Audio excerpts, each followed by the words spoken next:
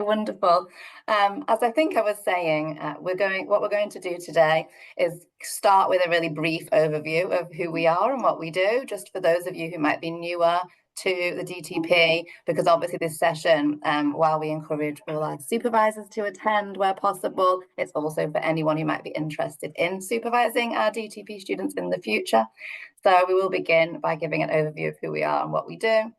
And then we're going to talk to you about some of the kind of national level updates and the landscape of PGR at the moment, and particularly focusing in on supervision and supervisor expectations passed down to us from the UKRI and the ESRC and things like that. And we'll run through all of the kind of key things that you would need to know as an ESRC supervisor. So to begin, this is a little bit about who we are, just for those of you who don't know. So we are the Northwest Social Science Doctoral Training Partnership. We're funded by the ESRC, or the Economic and Social Research Council. And we were established in 2011 when we were called the DTC, and subsequently recommissioned in 2017, which was when Kiel joined us. Consortium, and then we changed to being called what we are today, the DTP. And very recently, we've had another round of recommissioning, which was thankfully successful, for a further 5 years of funding for our partnership.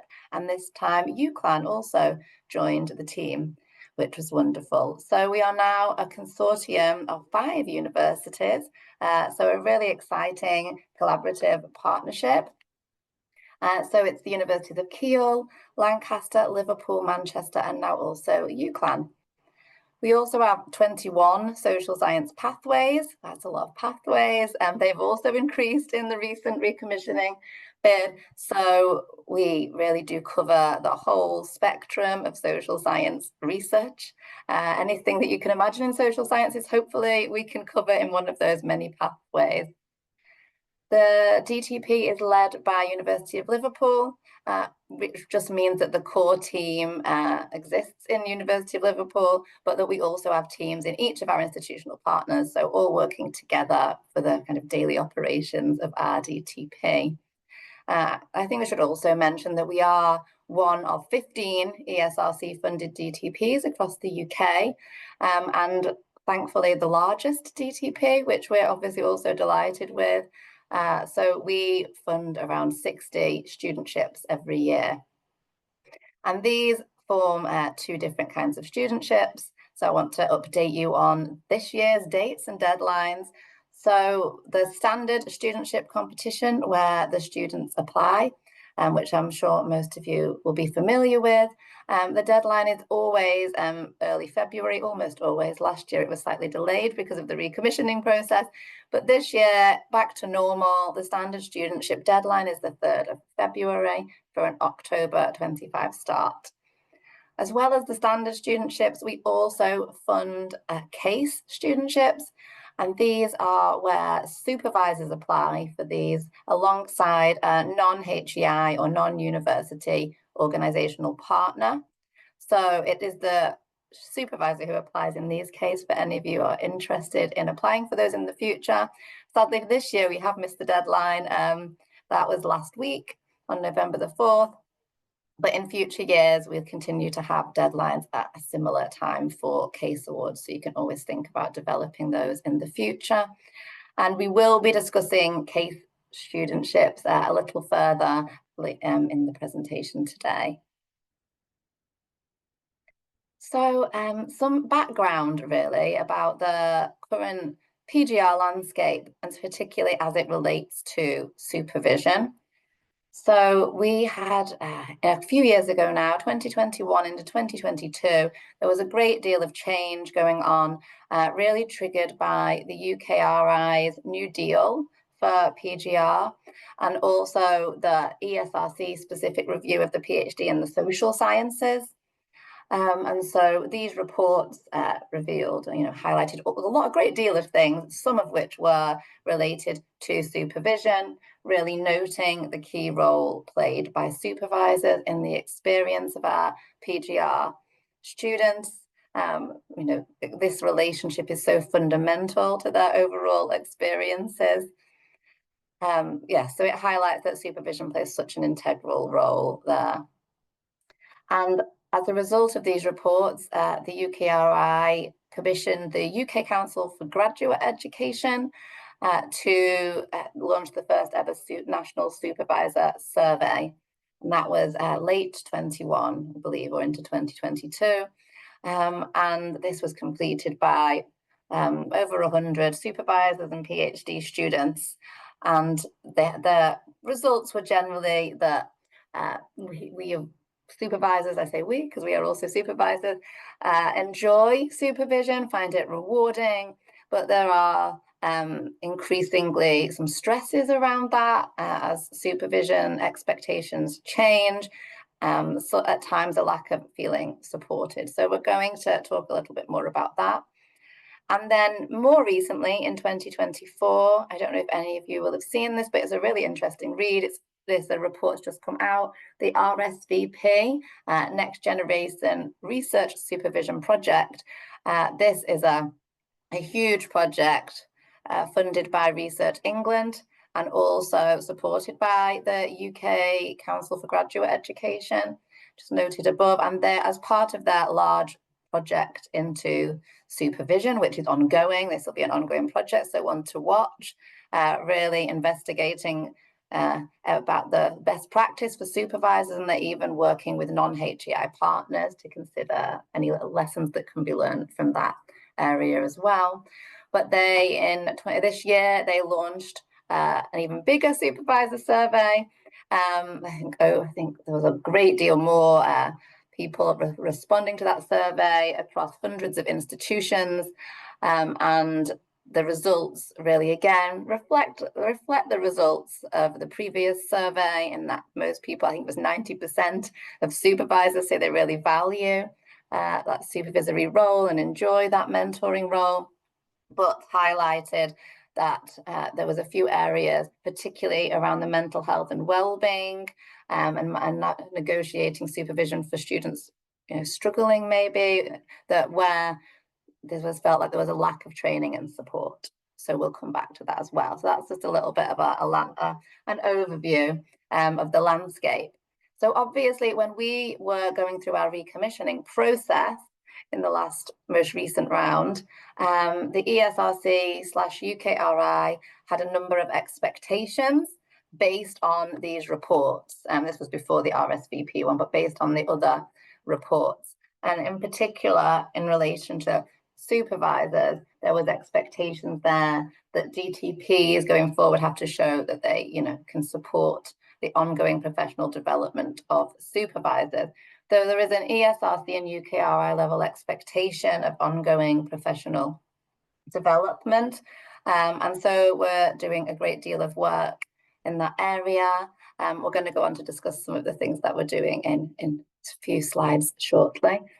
They also acknowledge the primary role of the supervisor is of course to provide that disciplinary and methodological expertise. However, the ESRC still do note that they must encourage students to access the breadth of training on offer, which may be beyond their particular methodological and disciplinary expertise, and also that supervisors need to be able to and be aware of how they can signpost students to relevant support, including pastoral. So there was that in the data from supervisors, there was that real tension, I think, between, okay, I'm a supervisor, I'm not a counsellor, which is understandable. But what is key is that not that supervisors can become counsellors, of course, that is, not the supervisor's role, but the expectation from ESRC, UKRI is that supervisors are able to signpost, have a supportive conversation and signpost appropriately. And so there is the expectation that all supervisors have mental health first aid training or something similar around well-being and mental health support.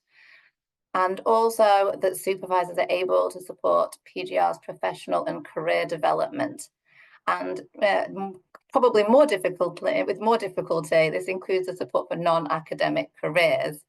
Obviously, as supervisors and academics ourselves, many of us are much more comfortable with supporting that pathway, that career pathway into academia, which is still certainly something that we should be supporting our PGRs with.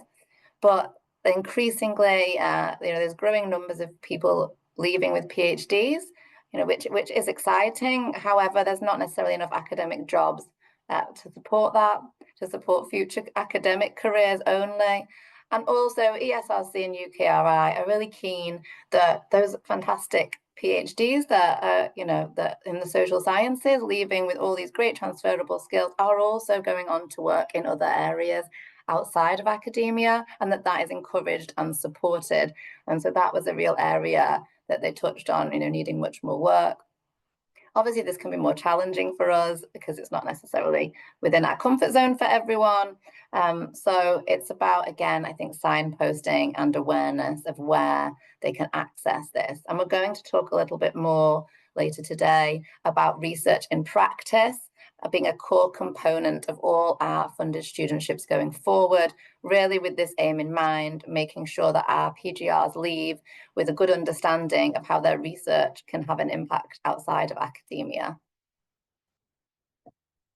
Another core expectation that we had to talk about in the recommissioning bid is the ESRC expects institutions to have formal systems in place for monitoring supervision. It is our understanding that all of our 5 institutions making up our DTP do have systems for monitoring supervision in place. This is not something that we're trying to crack down on monitoring what everybody's doing across 5 institutions and 21 pathways, as much as I'm sure ESRC would like us to. But what we are doing is that we want to do more work around identifying training and development needs of our particular supervisors. And we'll talk a bit later about what we're going to do in that area. And they also want procedures for addressing problematic supervisory practices, which we assure them that all of our institutions do, we believe, have processes in place for this. And personally, I think that we're most interested in rewarding good practice in supervision as well. So we are still considering ways to, reward good supervisory practice. In terms of identifying and those training and development needs, one of the approaches that we are taking, a small approach, and we're going to talk about a much bigger approach that we're taking later, but one of the things that we have implemented as of the last round of studentships is we do now have on cover sheets for PhD applications. So for those of you who've been through the process before, you'll know that on the front of any application that's submitted to us, the pathway reps or leads responsible for submitting that application have to complete a cover sheet, which goes on the front.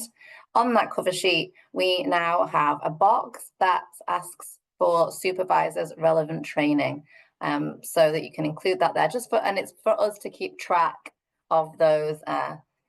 It's just to keep track of where supervisors are up to make sure that in that team, looking at that supervisory team as a whole, that we know that student can be supported and that project can be supported.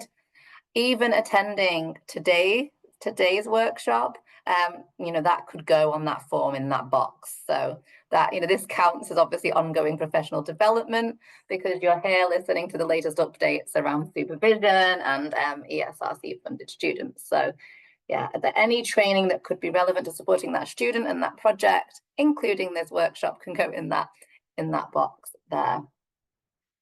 Another key area stressed by the ESRC is the key role played by the DNA process and the need to develop individualized and responsive training plans for students. So the development needs analysis is something that we've been running for years now. Many of you are likely to be familiar with this. So every year, DTP funded students must complete a development needs analysis. And it's stressed that this should be done collaboratively with their supervisors. So this DNA has always been important, but has really been brought to the fore even more by the ESRC following those reports I mentioned previously, because there is an increasing focus on the individualized and responsiveness of students' training, so that not everybody follows exactly the same training program. There may be some core components at the beginning, which there definitely will be, because the ESRC still lists many things as being core that all students need. But then they stress that, especially for more specialist training, that this needs to be quite individualized, and it doesn't all need to be front loaded at the beginning of a PhD, but rather, throughout the whole length of the PhD. So the development needs analysis is much more than a tick box exercise. And I think that it can become a little bit of a tick box exercise, mainly because the students and all of us are very busy. But the idea is that that's really used as a really key way for thinking what is important for this student to develop, what training do they need for this particular project, but also for their future career. So that's really important to look at. So there is this stronger focus on PGRs being at the center of training provision, and supervisors' reflections and supervisors' input and support for that is really key. So that's just something to stress there as well. Thanks, Laura. I'll do the next handful of slides. So in relation to the survey and the responses to the survey, those supervisory challenges have been flagged up. It's a rewarding part of the job, particularly if you can, if there's any key into your own research in relation to what the student's doing. But it's becoming an increasingly complex activity because the PGR population's increasingly diverse. That's both in terms of their training backgrounds and their personal attributes, and that's a component of how we forge effective relationships with them when we first meet them and set out our expectations on both sides. And the opportunities open to PGR and the expectations on them are also diversifying, so that whereas the research used to be the core and almost the only activity that PhD students undertook, there are now other expectations on them in terms of their experience of networking, their experience of becoming effective in other contexts, so not just in the research context. And supervisors need to be aware of what is being asked of students so that we can effectively support them through their unique pathway through these tasks and to gain their PhD. And one of the things that has come out is supervisors expressing the need for more targeted training in managing, or in I guess, a series of strategies for approaching the management of these diverse student needs and expectations.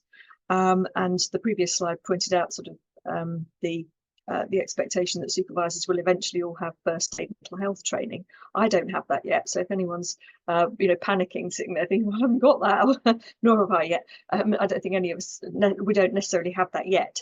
That's something we're working towards. But it is something that we need to have on our radar, because I think we are increasingly, we've always been on the front line for student needs, concerns, issues, life challenges. But we need to be in a better position, I think, to be able to support their pathway through the PhD, their successful management of their tasks, and their the maintenance of their own welfare while they're doing it. And I think that one of the issues is that supervisors can themselves feel undervalued and overwhelmed by the scale of the task, particularly because students inevitably present with different things each time. So we're not, just as you get good at handling one type of issue, another issue comes along. So we perhaps feel unhelpfully incompetent in some ways. And I think that one of the things this session today, and also the processes we're going to be putting in place, is designed to address, so that firstly, you're not alone in this, and secondly, that you've got support and resources to go to help with the management of this changing landscape.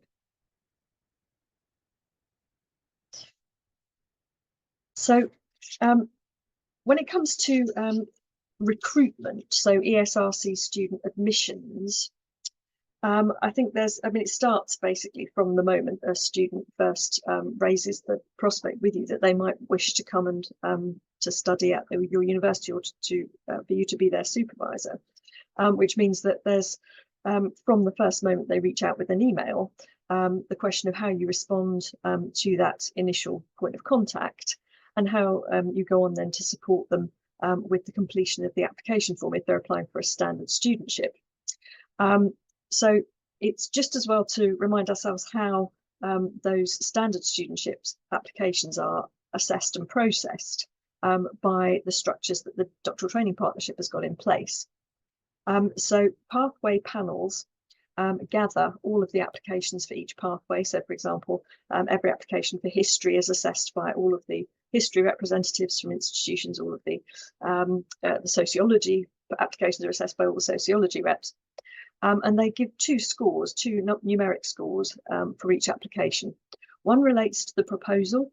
So in other words, how the proposal for research shapes up in relation to its originality, its cogency, and above all, its feasibility. Is it possible to do this project as a doctorate? But there's also, and this is new, not for this year, it was brand new last year, but it's still bedding in, I think. A second score is now for preparedness for postgraduate research. So in other words, we're moving away from an exclusive focus on the traditional track record, that is to say, marks for modules. And instead, we're asking students to submit both, but they do still submit their marks for modules for things like master's programs. But we're also asking them to write a narrative about their preparedness for research. That is to say, their particular experience to date in terms of education and training, and the particular way that has purchase for the project that they plan to do.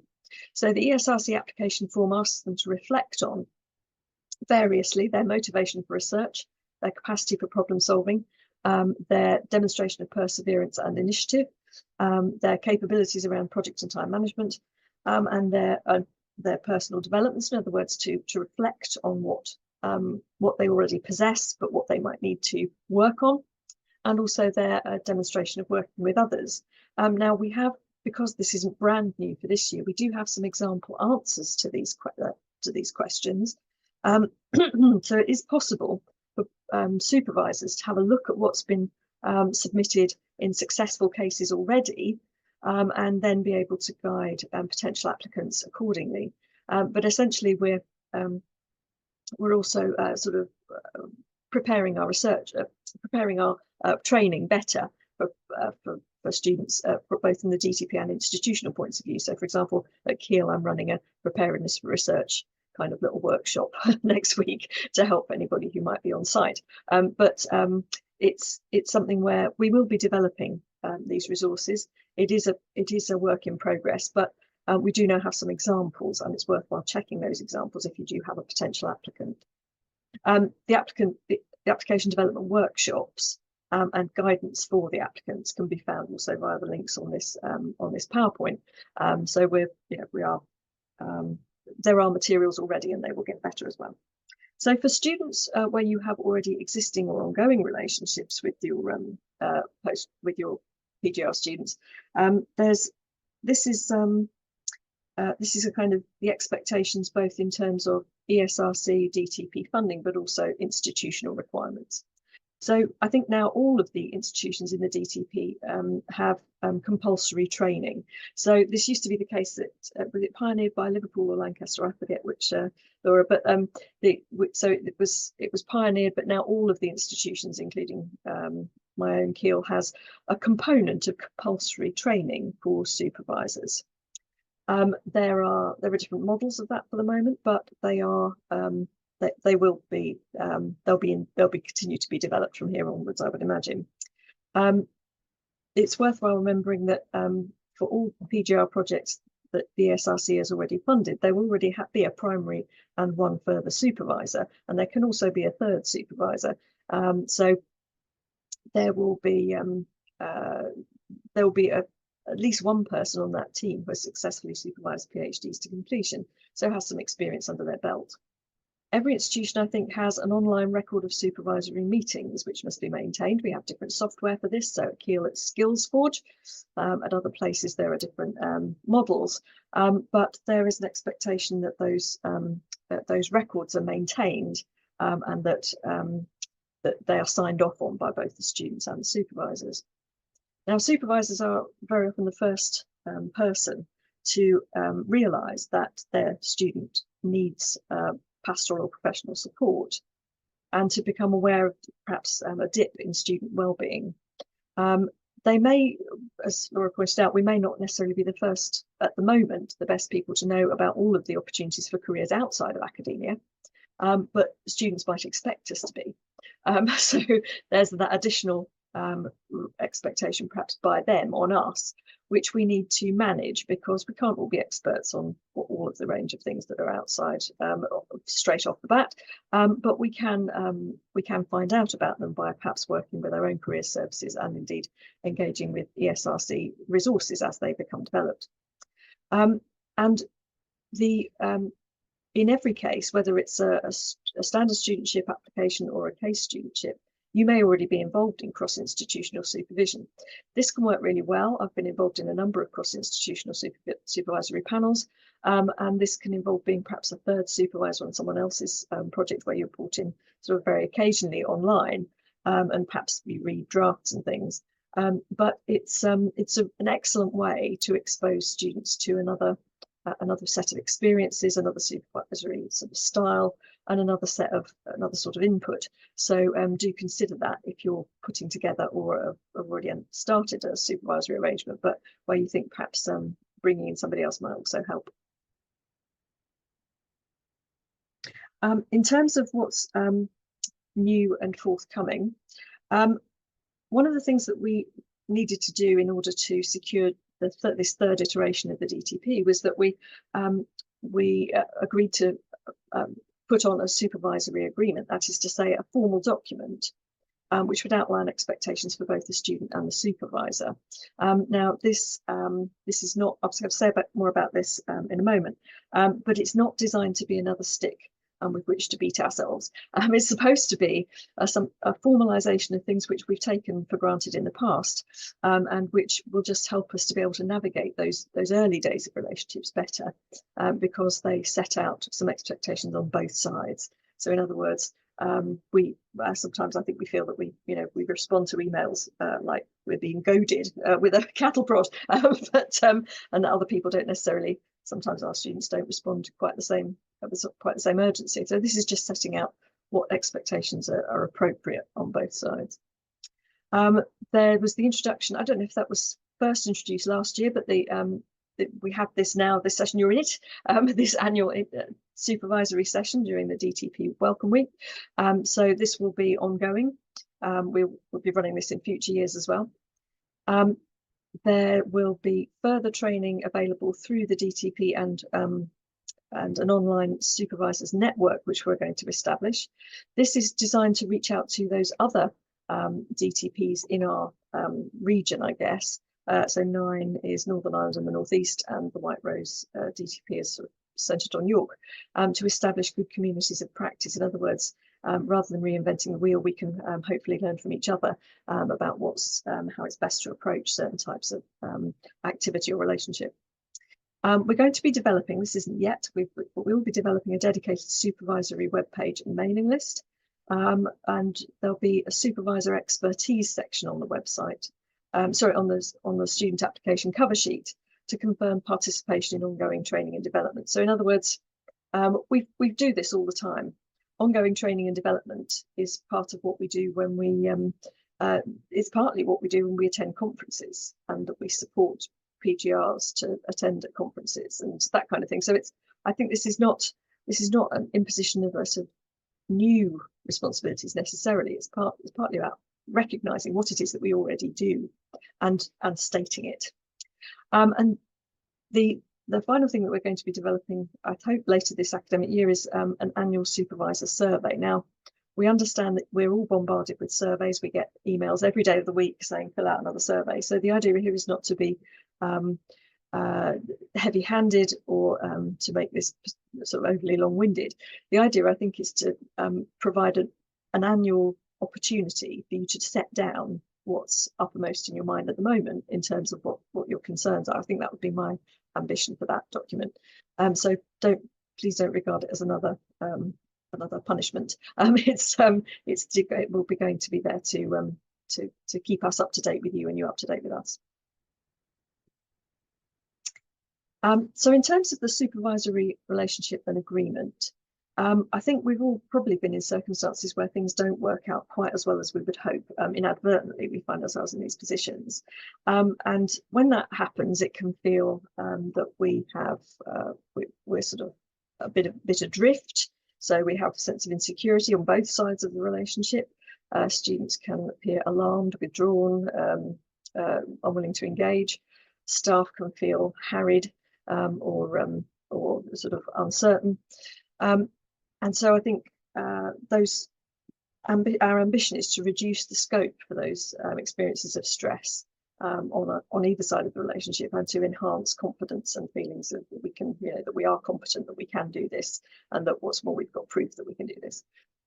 So the agreement is designed to ensure a formalised discussion and agreement early on as to about what we can expect in terms of email contacts, email replies, meetings, the regularity of meetings, what will happen in those meetings, because there may be people who are quite new to the kind of supervisory arrangement, even if they have done a master's in the past. And I think learning what each other's expectations are will be very valuable in the context of what the DTP regards as a kind of the minimum relationship, but also how that could stretch to a kind of maximal relationship how far that lasts, and developing procedures to deal with those myriad of diversities that individual students can present with, and which might modify the scope for feedback and supervision across the supervisory team. So each of us may have different needs and expectations. So but there will be some guidance on how to develop that individual tailored agreement between first supervisors, second supervisors, potentially third supervisors, and the student. Each one will be different, but the key thing is to make sure everyone knows from pretty early on in the relationship what each person can expect from the other. So this is the first 2 pages of the draft supervisory agreement. We're going to be rolling that out again later this academic year, quite soon, I think.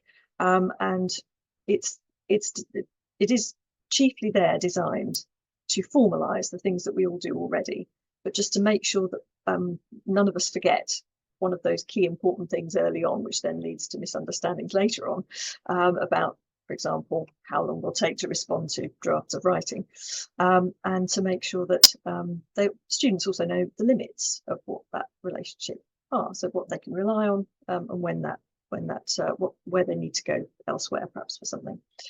So this is what it will look like, and it will come to you this academic year. Alana, thanks so much for that. Yeah, so we're hoping that the supervisory agreement can be rolled out at the same time as the DNA, so that when students have to return their DNA, they will also be returning this document alongside it, so that when supervisors meet to discuss the DNA, it's another time for them to also discuss that supervisory agreement. So it can, form a kind of a reflective early meeting with students. So another key thing for DTP funded supervisors to be aware of is the great range of activities that our students can take part in. And also when thinking about discussing their development needs, as I'm going to go on to talk about later, being able to build in some of these exciting opportunities when you're planning with them what the next few years are going to look like. We've put our vision here, our DTP vision, so that supervisors are aware of the overall kind of DTP mission in this new new round of our DTP. So it's to play a central role in enabling diverse cohorts of UK social science PGRs to achieve their potential as future research leaders by equipping them with skills and capabilities required to have a transformative impact. So for this slide, because I'm going through the opportunities that we have available to students and encouraging them to take these up, I've highlighted the reason why this is so fundamental to our vision. It's because we want to make sure that our students don't only, develop really great research projects, but that we also really are developing future research leaders. And we have all these opportunities on offer to equip them with these skills so that they can go on in their career to have a transformative impact. And so obviously supervisor awareness of these opportunities is really key, because we do talk a lot to students about these, but they also need to hear it from the supervisor, I think, and they need to see that it's supported by the supervisor, and supervisors can really help them here by encouraging them to think about which of these might be relevant at which time to that particular project. It's also worth mentioning, just for those of you who aren't aware, that our funding covers the fees of all of our students, and also provides them with an annual stipend to live on. So that funding is there as standard for any of our DTP funded students. But there's also these additional opportunities that they can apply for that we also fund. So the first one here is overseas institutional visits. So this is such a fantastic opportunity, and I've highlighted here that this helps them to develop international connections, which I'm sure as academics we all are aware how important developing international connections can be for their future. Also for references, some jobs require international references, which can be really tricky. So, and also for making sure that their research has far-reaching impact. So we fund students to go and work for up to 3 months in another country with. So if they're citing a particular author in their field quite regularly, or there's someone's work that they're really engaged in, and this is an overseas scholar, or maybe as supervisors you've already got some of these great networks or connections with overseas scholars, we can pay for our student to go and visit that scholar for a number of weeks and work alongside them. There needs to be a plan of work, and there is an application form for the student to fill in, and that application form is a little box where the supervisor has to show their support and why this is important for their development. So I think this is a really fantastic opportunity for our students to be great to build into that project planning. Importantly, from this year onwards, we are piloting virtual and hybrid OIVs as well. So do keep that in mind. The paperwork is being updated to make sure that it's clear that this is also an option. But because this is the first year that we'll have done that, we are going to ask for feedback from those students who undertake a virtual or hybrid visit. So a virtual hybrid visit, I think, has been enabled probably by the COVID-19 pandemic, and meaning that the institutions around the world are now much more set up to properly embed somebody virtually within their research clusters or consortiums or centres and things like that. So that's now an option, but obviously in the paperwork we would need to see that that student isn't just presenting once at that for that institution or having one meeting with somebody, but that there is a plan of work in place to embed them in that institution, albeit virtually. And there's also the hybrid option, so that, for example, perhaps a student can't go overseas. Really, this is the reason that we're making these developments, is that it's for inclusion reasons, and it's because we've realized that not all students can just go and stay in another country for a matter of months. That's not possible for people for a variety of reasons, whether it's for caregiving reasons, whether it's for disability reasons or other reasons.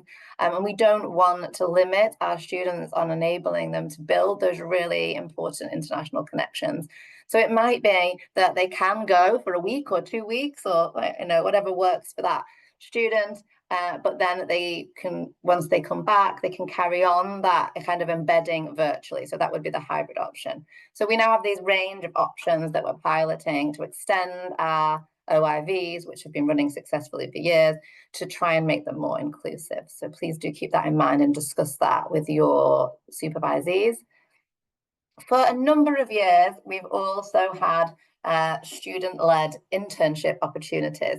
And I've highlighted here that this is to support them developing those non-HEI or non-university connections. As we've discussed, increasingly key for them to understand how their research can have an impact, how their skills are transferable outside of university context and academic context.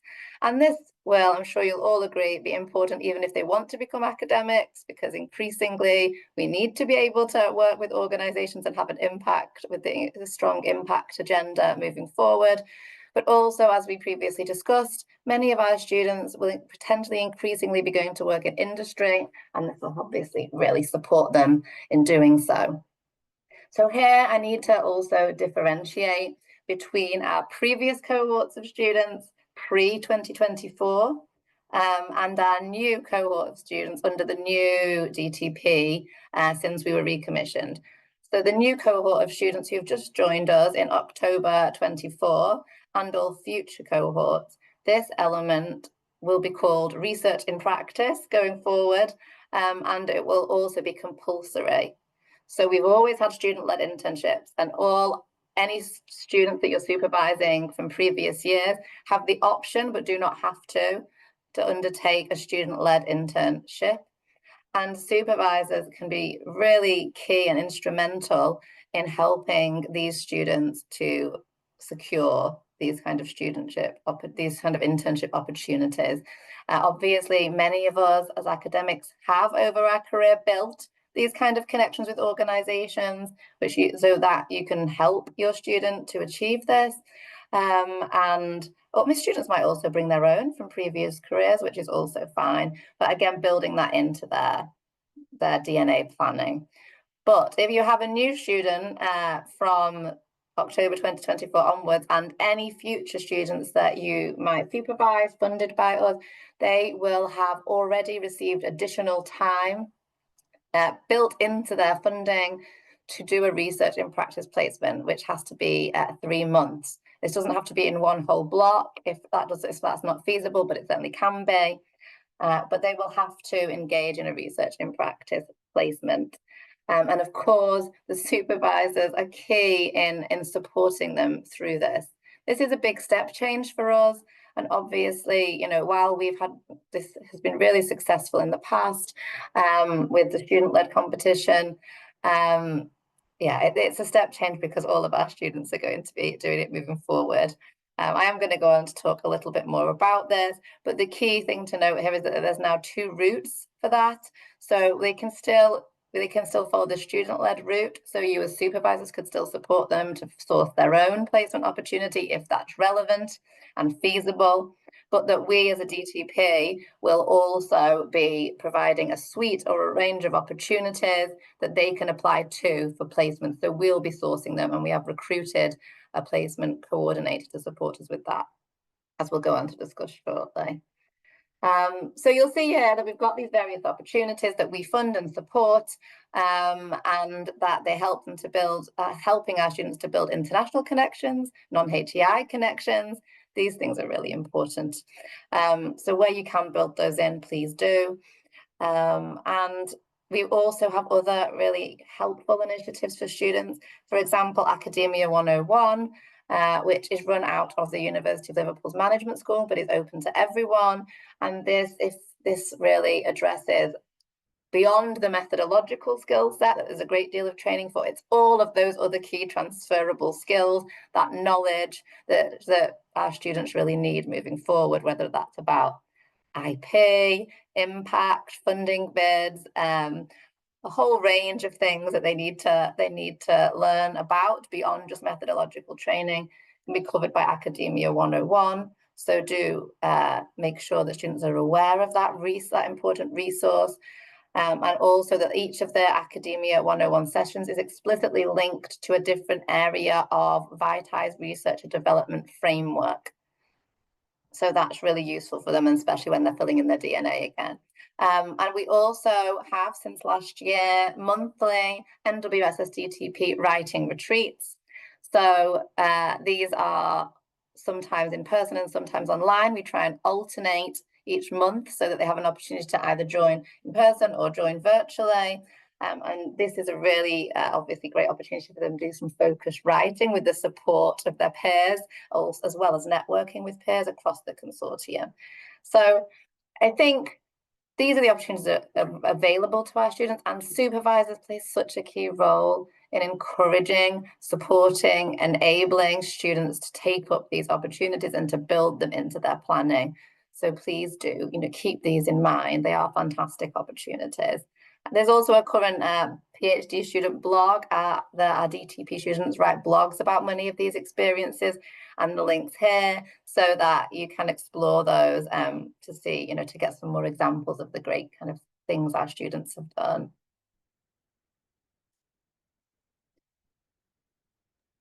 Thank you. So to say a little bit more about the Research in Practice Placement Scheme, which is generating quite a few questions. So I'll see if I can address any of those while I go through these points.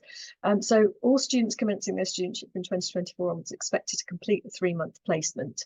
What's worth noticing here is that firstly, if they've done their +1 in 2023 the placement is not mandatory.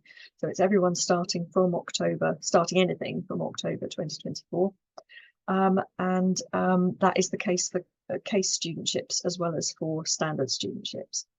The placements can be held with either academic or non-academic partners, but they can't be undertaken within the student's own supervisory team. In other words, this is designed to be to provide a genuinely different experience to that which they get as just being a PhD student anyway, and to undertake a specific project which is stands alongside but is not identical to the research that they do for their PhD. The students can organise their own opportunities, or which they might need the support of their supervisory team to provide references and support that, but they don't have to.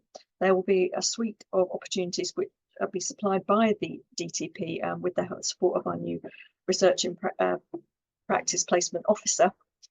So there's no requirement for anyone to just kind of magic something up if they're not sure what that looks like. It will officially launch, the scheme will officially launch later this month, and in fact the placement coordinator also takes up their post later this month. And there's a question about international studentships. I understand that so for international students, they never deregister as a student.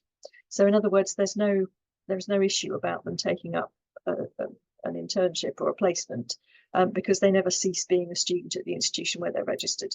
So I'm sure I'll be correct, but that is what we were saying to our students yesterday at the induction day. So that's the international students who attended that will know that, so they're already aware of that. So in order to integrate this placement, it's important that supervisors know about it and know about how best to make sure that the placement has a good relationship with the research project overall, so that it becomes an adjunct to, but not a replacement for, any parts of the PhD research.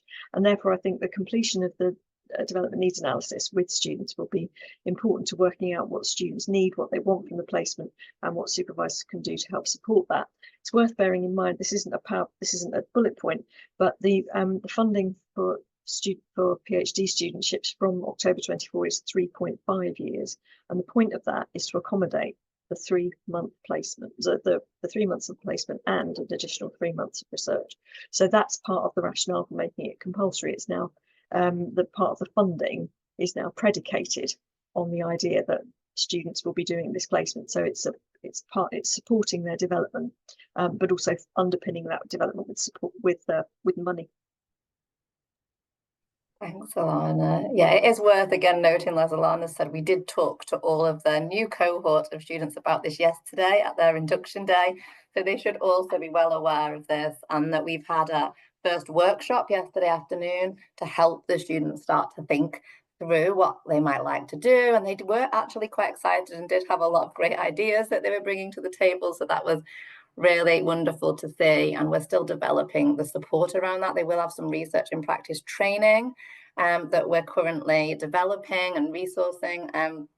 So that will all be rolling out over the current academic year. So just something to keep an eye on. And another thing to keep an eye on is that this is not specific to our DTP.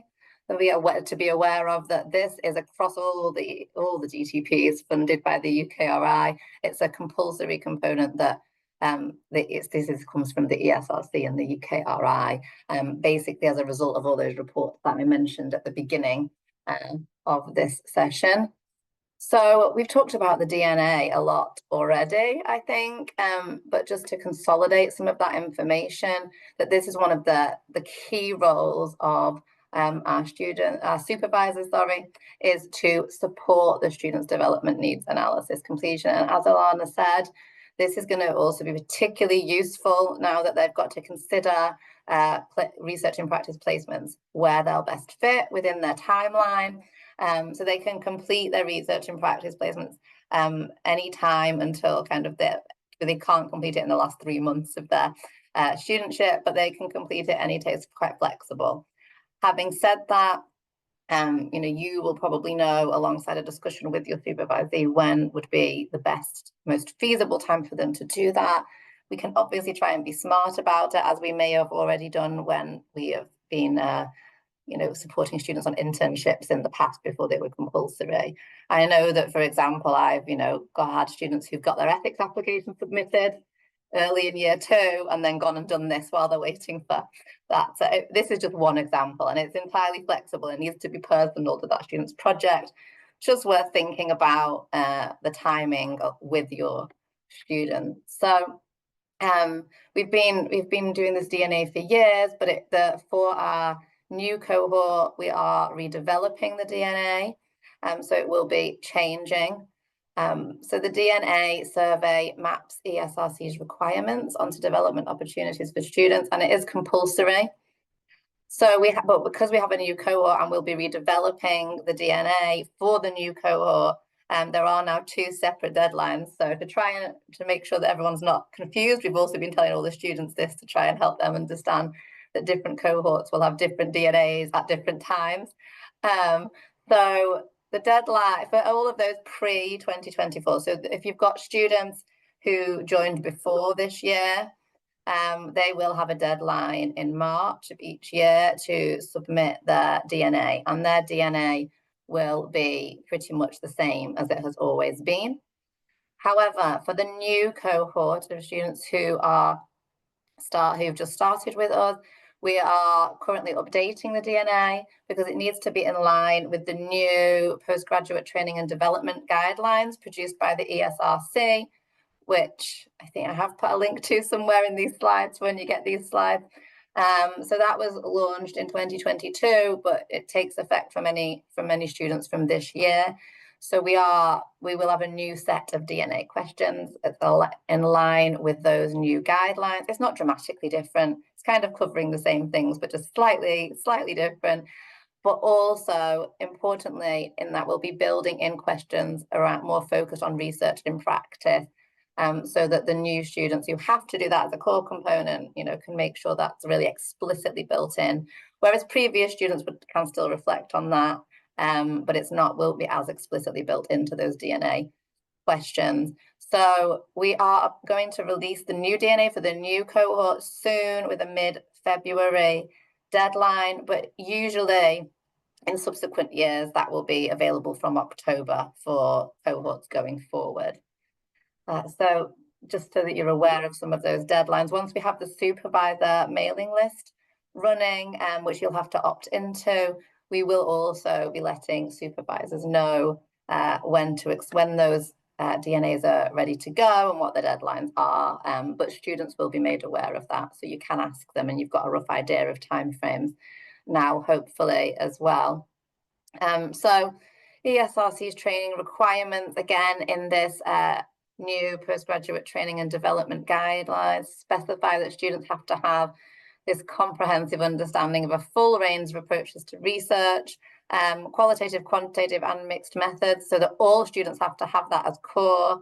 But then when it comes to that more individualized approach that I was talking about later, where it's very specific to the individual student, their project, their ideal careers moving forward, what they want to do, then this is where it becomes more individualized, and these would be about developing those advanced specialist skills that are relevant to them and their particular field. And the DNA asks students to choose a proficiency level for each of the skills listed.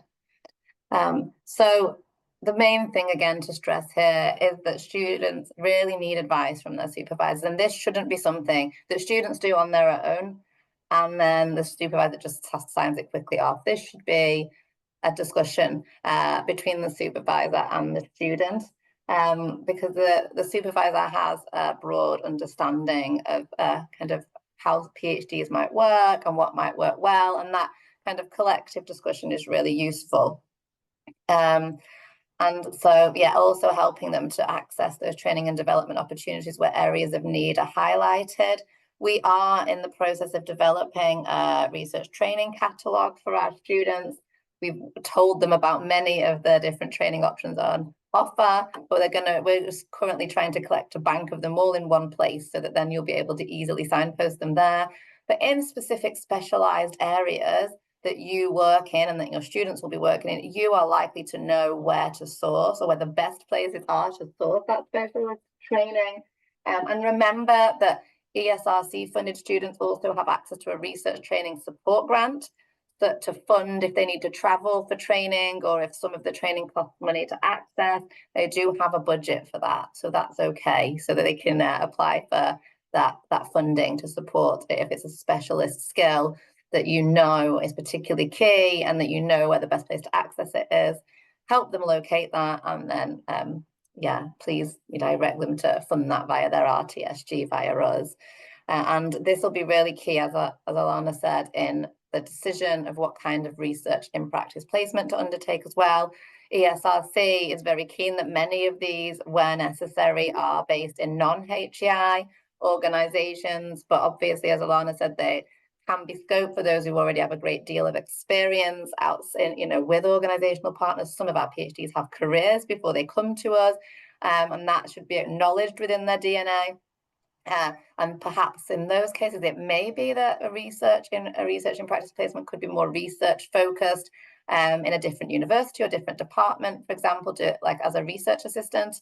But this needs to be led by the DNA, and the ESRC have been quite clear that they are going to review our DNAs, a sample of our DNAs, and where the students are doing research in practice placements, and they're going to check alignment. So this is again why it's just important to stress how key this is, because we will be assessed on this down the line to make sure that those things align. So thank you for your support with that. When it comes to student well-being, as you can imagine, these increased expectations on students, not least in the form of the research in practice placement, means that there's a lot of uncertainty and a lot of concern about managing all of the tasks that are required of them. So one of the questions that came up yesterday, when we just had a kind of brainstorming session about what was in people's minds, that is to say, the new cohort of students, what's in their minds, and one of the questions that came up on one of our sort of anonymous notes was, how do you manage your time when you've got all of these different things to do in addition to the research? And I think so we're asking them to do a lot more balancing than perhaps used to be the case. Some of the advice for coping with this is the standard advice that I'm sure that we all give to both undergraduates and master students, as well as PGRs, when it comes to dealing with lots of different tasks, all of which require to be undertaken concurrently. So that can be, like making lists and ticking things off and focusing on what you have achieved, what has, been moved off your desk, as well as what's still to do, and asking for support. Now, supervisors as key role models for healthy working practices, that's not something that the ESRC can mandate for, because the ESRC-DTP funds students. Most of what we're the sort of the central advice relates to students.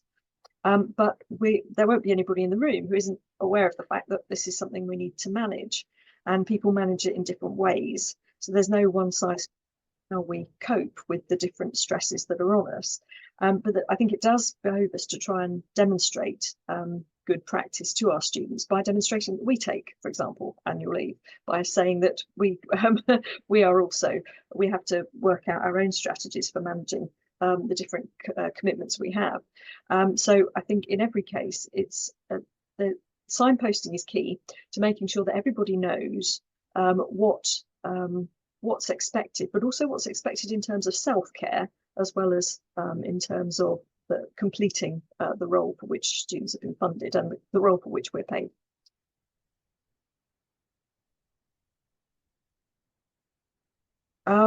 So when it comes to supporting student wellbeing, the ESRC's DTP has some structural ways to support students. So, for example, students can move between full-time and part-time status if their circumstances change, and that's what needs to happen to enable them to care for others, for example.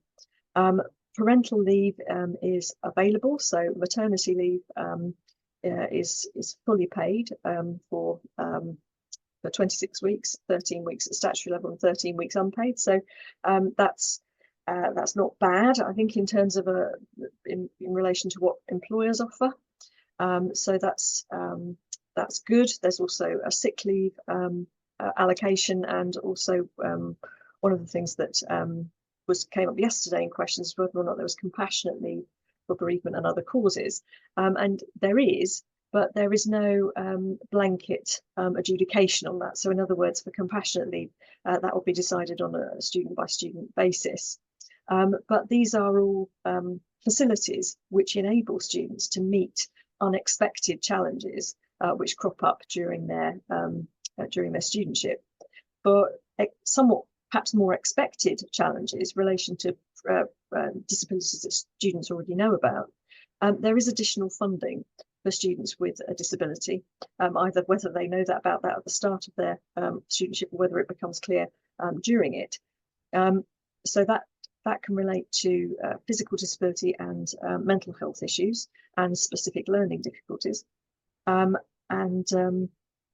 If there's any equipment, for example, or travel costs that arise as a result of that, the ESRC can meet that. But for all PGRs, they're entitled to up to 8 weeks holiday. And I suspect we all know the difficulties of taking our holiday that we're entitled to because of the pressure of work. But we should encourage them to sort of book that in a kind of in a semi formal way with us as supervisors, just so that we know when they're on leave, when they're not answering emails, just in the same way that we need to book ours leave with them, so they know when we're not answering emails, because this is good practice for making sure that we don't hit the barriers with just too much to do in too little time. So alongside some of these resources and support systems we have in place for wellbeing, we've also been doing in the DTP, as some of you might be aware, a great deal of work around equity, diversity and inclusion, alongside the points of supervision that we've highlighted in those initial reports discussed at the beginning of the presentation. That a big part of the findings, or many of the findings, really highlighted issues around EDI and inclusion. And so, yeah, this is what, as you can see, part of our vision is to play a central role in enabling diverse cohorts of UK social science PGRs to do all of these things, to thrive and to become research leaders. And so we've been, very much focused on this, and we've developed a whole range of new activities. I do think it's really useful for you as supervisors to be aware of, not also because some of these directly involve you, such as when they're applying for studentships, but also so that you can signpost students who you think this might be useful, some of these resources might be useful for to them. So what we launched more than a year ago now, a couple of years ago, the Bending Boundaries podcast series. So that is about PhDs that move beyond the rules of academia. It's led by 3 of our fantastic DTP students, very enthusiastic, And they're talking about their own experiences to and through PhD, those different journeys, those diverse journeys. They speak very honestly and openly also with guests who've had very different experiences, and the focus is on, there is no one normal or typical journey to PhD or through PhD. They tackle the highs and the lows, they support one another, they give each other tips. And so I think that this can be really useful as well for current students to engage with, but also for any who might be interested to really get a sense of what it's like to do a PhD. So that can be a helpful resource. For the last few years, as any of you will know who have already applied for our funded studentship, we implemented ring-fenced global majority studentships. We are continuing this for another year as well, so useful to be aware of. This allows you to bring additional applications to the main allocation committee, or it allows particular pathways to bring additional applications if these are from those of global majority heritage.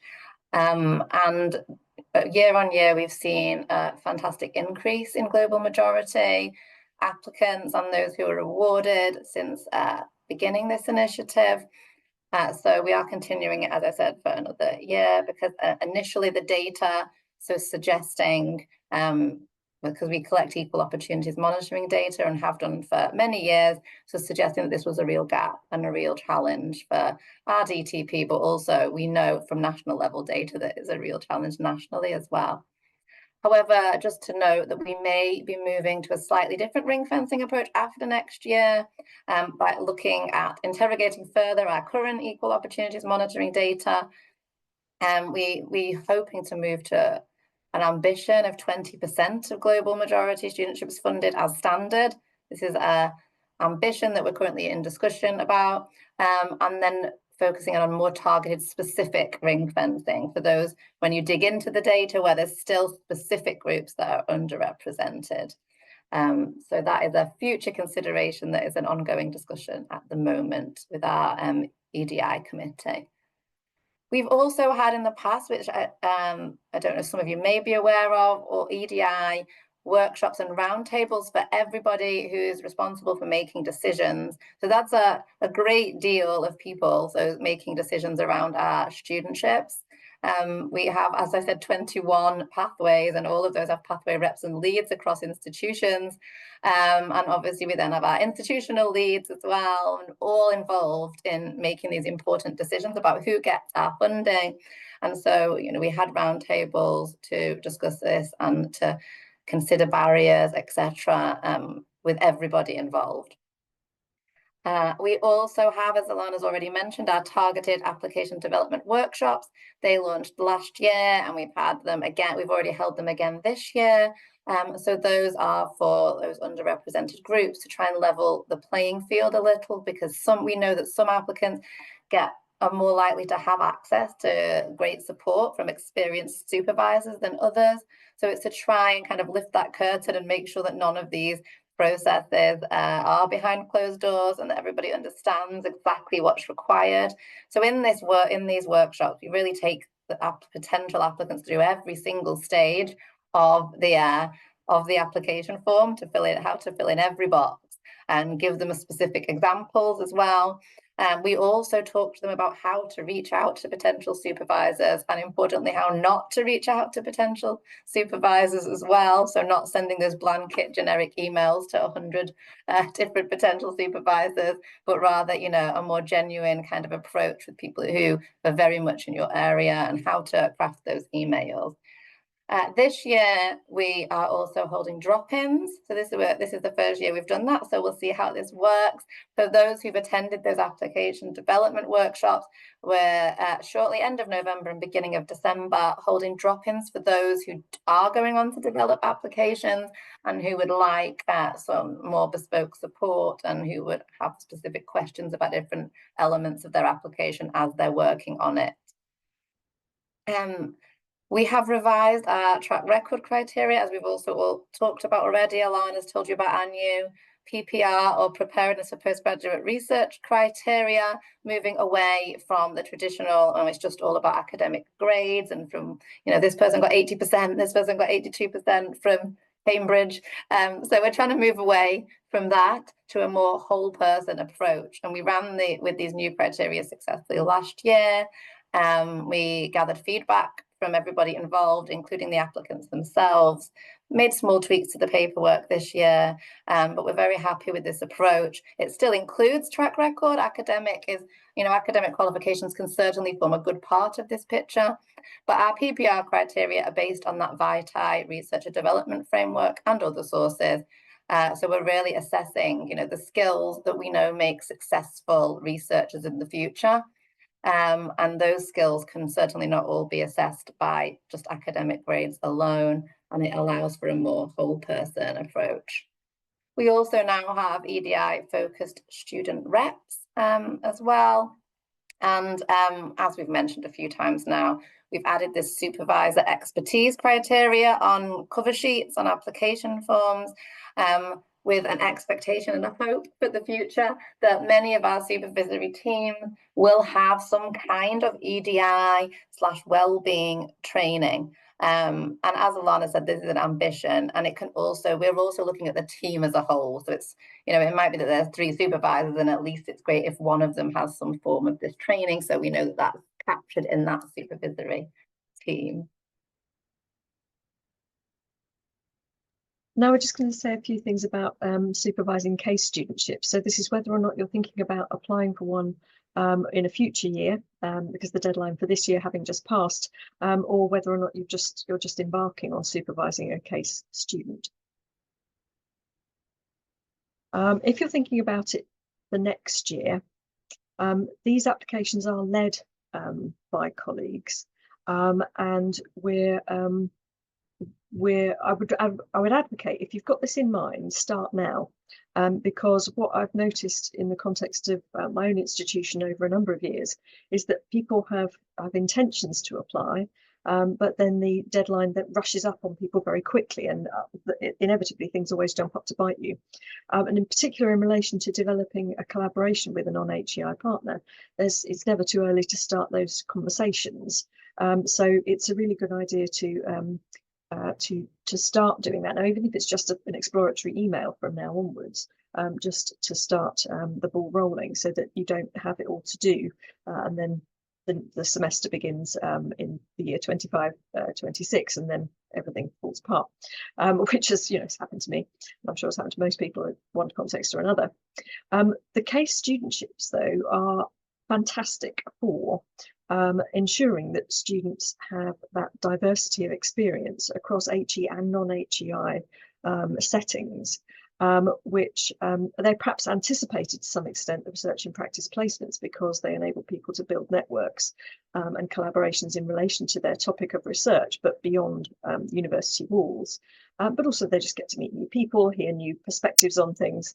I think, I've supervised a number of students, both as first and second supervisor, and I think in every case, they've led to enormous benefits, both sides of the all 3 sides of the relationship, that is to say, the university, the partner, and the student. But they do contain some specific challenges. Because, first of all, if a colleague's applied for this project, but then the student has to take it over, they have to make it their own. So if you are just embarking on supervising a case student, then this is that sort of delicate phase where you're moving from your ownership of it to their ownership of it. So that's a delicate, and then it will have to be an individual arrangement of how you achieve that transfer of power and ownership. But I think it's worthwhile early on stressing that the paper that we complete to get the money is our first best shot, but that from the minute they start, it's their project. So that it's about not without support, but that they are taking it on as theirs, and they should feel free to find ways, not to completely change it, but to find ways to make this their project as opposed to our project. Now, because those student group recruitment is becoming more diverse in terms of training and attributes, the supervisory agreement may help us to navigate what's now going to be perhaps an increasingly complex but still very exciting relationship between between ourselves as supervisors, the students, and also the external partner. And I would suggest that once we're starting to embed the supervisor's agreement, there's no reason why that the external partner couldn't be brought in on that, so that they understand that they bring their needs and expectations to the table, and they understand what the expectations of the student and the supervisors are early on. The risk is that case students feel different because they have additional responsibilities in relation to the non-HCO partner from the start. We can help to overcome this by building communities of case students within and beyond institutions. So don't feel, for example, if you are supervising a case student and you haven't done this before and you don't know how to build that, reach out to institutional leads, reach out to DTP as staff. We can help to build that. We can help you to identify other people who might have students and other students in the DTP who can with whom we can put you in touch, who have similar perhaps similar disciplines, similar approaches, similar types of external partner, but they can do this themselves via engagement with our showcase seminar series. But don't feel like that you or they are isolated, because there's no need for that. We can help with that.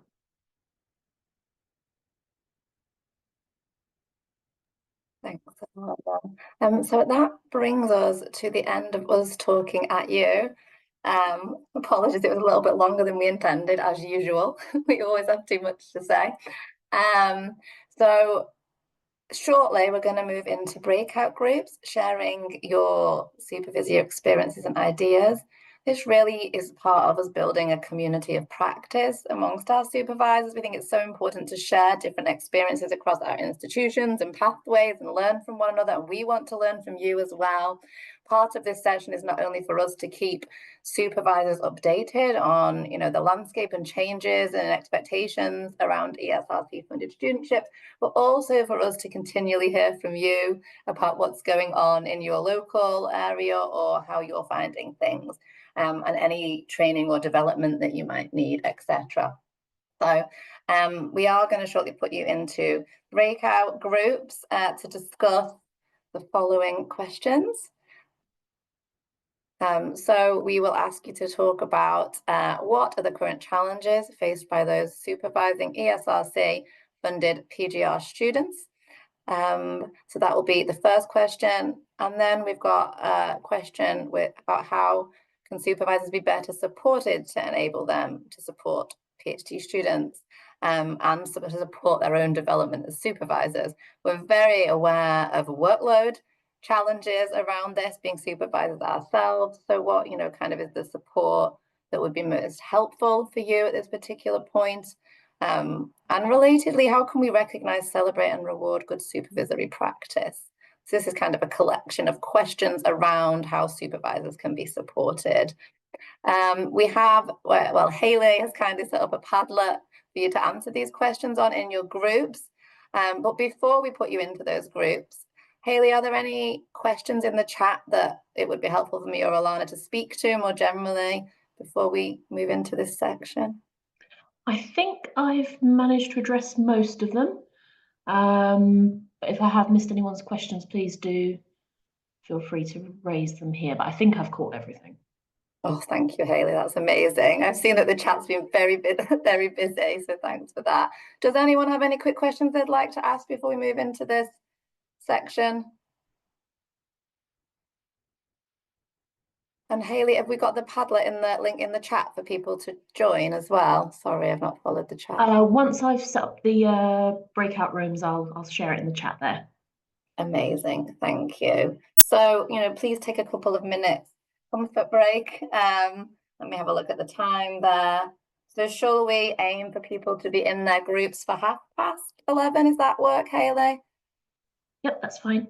And then we can spend 15 minutes in the groups and putting our thoughts, discussing our thoughts on these questions and and adding these to the Padlet, and then we'll come back at 11:45 just to have a quick all group discussion, and we'll have a look at what's on the Padlet. So yeah, thank you, and we'll see you all shortly.